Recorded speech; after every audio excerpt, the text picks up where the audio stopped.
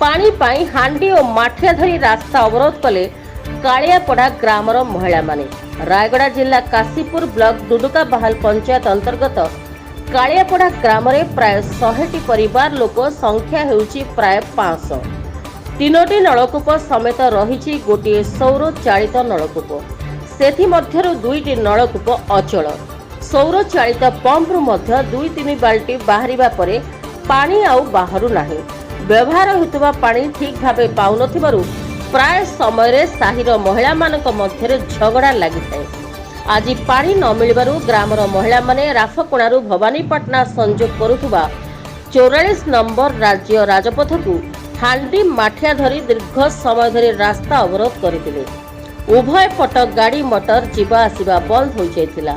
खबर पाई टिकरी थाना आईआईसी विश्व बंदिनी बाग और अन्य कर्मचारी माने घटनास्थल रे पहुंची महिला मानकु बहुत बुझासुझा करिबा परे रास्ता रोको उठिथिला। परवर्ती समय रे काशीपुर गोष्ठी उन्नयन अधिकारी डॉक्टर अमृत राउल और अतिरिक्त जंत्री पहुंची लोकंक पानी समस्या बुझी यथाशीघ्र नलकूप मरामती कर्मचारी को डकाई अचल होइथिबा नलकूप तैयारी कराइथिले। ता सह अल्प दिन भितर स्थायी समाधान करिबा पई प्रतिश्रुति मध्य देइथिले। रायगड़ारू प्रफुल्ल कुमार बेहरा रिपोर्ट, रिपब्लिक ओडिशा।